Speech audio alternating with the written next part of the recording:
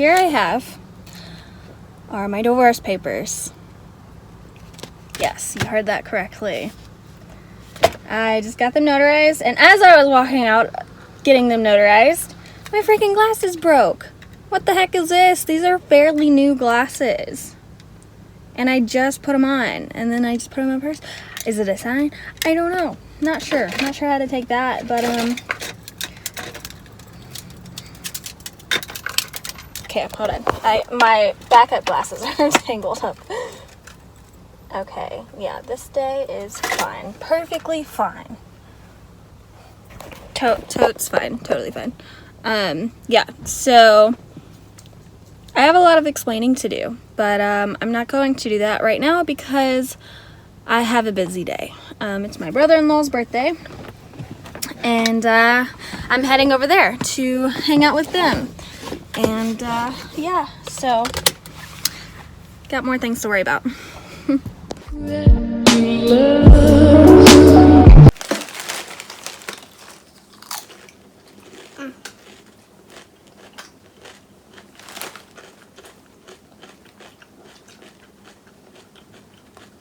I hit the spot.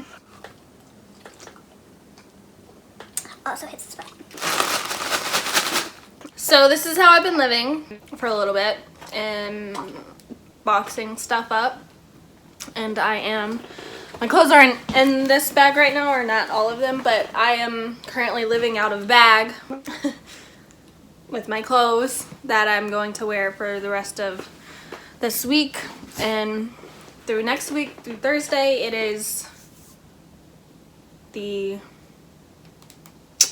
15th of January. So as you saw in my earlier clip before the video actually started, Nick and I are getting a divorce, and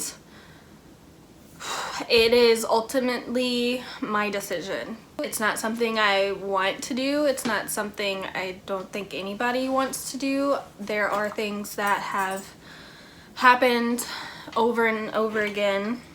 No, it's okay. No. That have happened over and over again that I'm done with. And I want to state this before I go further. I am going to try and keep this as much as a minimum as possible because I still love Nick and I still have respect for him despite everything. And I don't want to throw him under the bus. I don't want people to not like him because he is a great person. He has such a big heart. And I've told this to him. I've told him that you're a great person, but you suck at relationships. And no one's perfect. Like I said, nobody is perfect at all. Jace, it's okay. It's chill. You're good. Jace likes to like sit on me when I'm getting emotional. He's truly an emotional support dog. Not trained or anything. He knows. It's weird. It's freaky. Slane's also there, but he's like not as... He doesn't really care as much as Jace does. Nick and I have been married for almost 4 years in July. But we've been together for over 4 years. But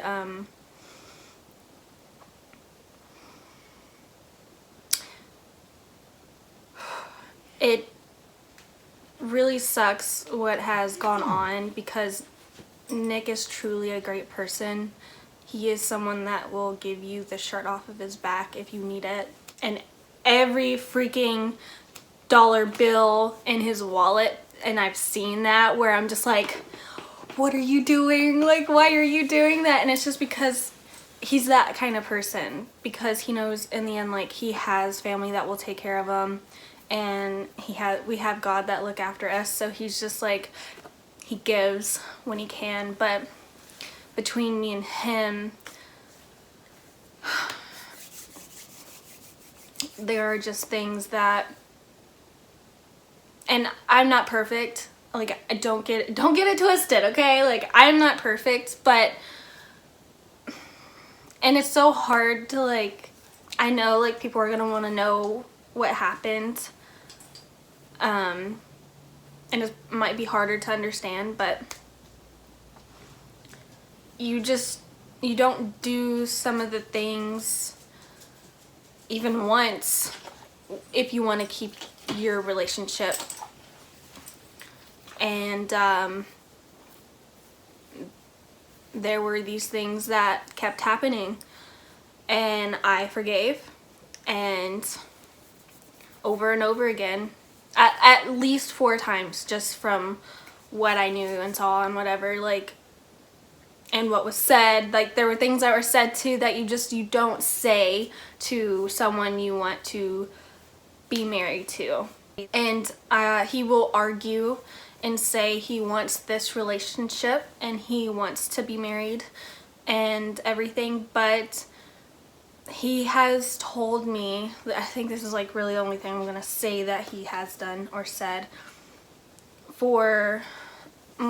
has said this more than once, that he doesn't want to be married to me. Those words have come out of his mouth more than once, at least once every year in our marriage. And he has told me it's hard for me to say I love you or whatever. That's the exact words, but he has said like something else in the past, and it was the same thing essentially. I made the decision to end it. He retracted back on what he said, and he's sorry for what he's done, just like every time. But it's been so repetitive that I don't deserve that. Nobody does. At the end of the day, no matter how much he retracts on what he says and tells me he loves me and that he wants to be with me, I strongly don't feel like I'm his person. And I have been pushing it and pushing it and pushing it, because we did make a commitment to each other. We did stand at the altar and promise our lives together in front of our families and to God and to each other. And so I forced this relationship and tried to make it work, because that's what you do. You try and make it work. That's what you do no matter what happens. But when it keeps happening and there's no, it's like nothing's changing, it's really hard. And I don't think it's going to stop. At least I don't think it's gonna stop with me. I truly feel like he's going to find somebody where it just clicks for him, and he just will drop everything for and won't make excuses, and will do everything in his power to not hurt them and to hurt their relationship.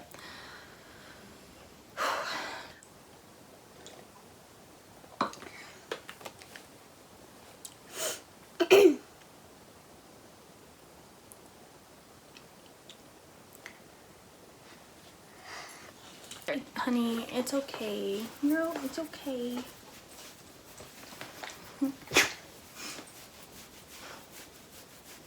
I can't tell if you're trying to comfort me or if you're begging for chips. I can't tell. You're such a punk. Yeah, you are. You're a punk. I was looking at him in the mirror in case you're like wondering what I was looking at. There's a mirror right here. Wait. No. Okay. You're done. You're done. You just want the chips. I knew last New Year's, 2020 New Year's, that if something or things would have repeated, I knew that was going to be, and I told him this, that there was going to be a line that he was going to pass. There's a line drawn, and because there's only so much someone can take. And I told him once he passes that,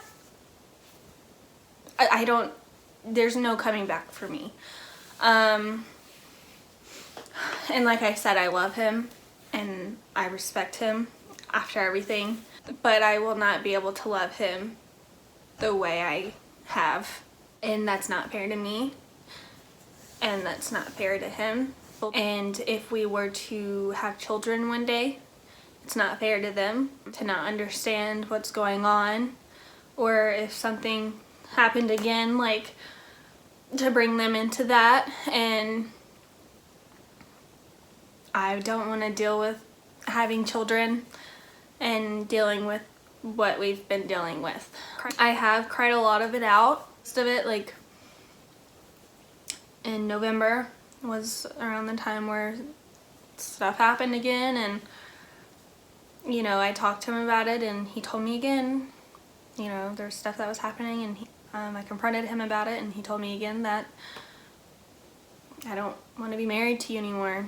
It's hard for me to tell you I love you. And he had been telling a couple people that before, even like months before.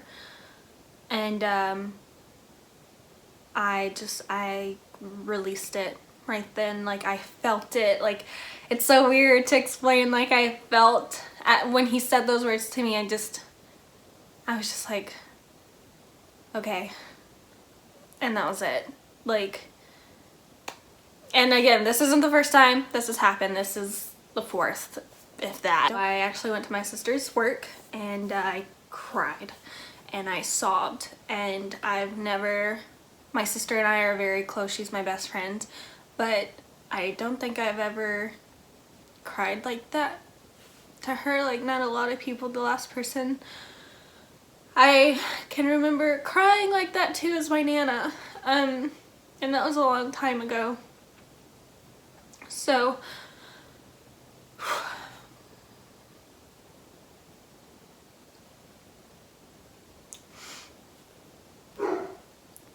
and it is a sensitive topic. Like, it's not fun or anything, but I have, for the most part, cried it out, let myself feel the emotions I need to feel, and I have made this decision to go back to Memphis and to be with my mom and my Nana. And so just thinking about that makes me really happy, because I dropped everything. My friends, my family.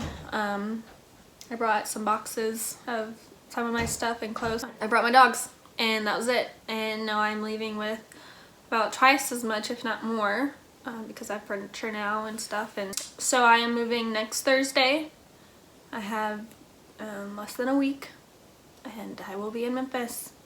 And this is part of why I haven't been posting either, is because of what's been going on. And it's, you know, I'm just like, how do I, like, you would see that I was in a different location. You would see that I was around different people and everything, because my best friends are there. And I've made great friends here, don't get me wrong. Like, I love Tulsa. I really do. I don't love being in like Tornado Alley or anything, but I've made some really great connections with people here, and I'm gonna like miss that so much, because they've helped me so much. And not just even with this going on, but like they've helped me become who I am today, and I am forever grateful for that. And I am going to be back and seeing them and everything. Like, my sister still lives here. So there's that. It just all kind of hit me last night that I was actually moving, even with all these boxes and everything. It just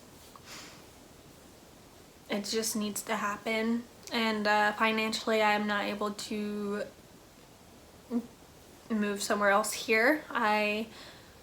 By this time you see this video, you'll see my video where I left my job at the pipeline company. And at that time, that was right around the time where stuff just happened. And I was still trying to process of what I was trying to do or wanted to do. And yeah, and I made this decision to leave and to focus on me, because I was 19 when we got married, and I was also running away from things, and you shouldn't do that. But Nick has helped me so much with finding who I am and growing as a person, and he's helped so much with my relationship with God. And he's just, I will always love him. Always. Like, we got married. Despite everything that's happened, despite if he hates me forever for leaving, I love him. So, but this is something I'm doing for not just me, but for both of us. So that is all I have to say. Next video you will see I will be in Memphis. Thank you for watching.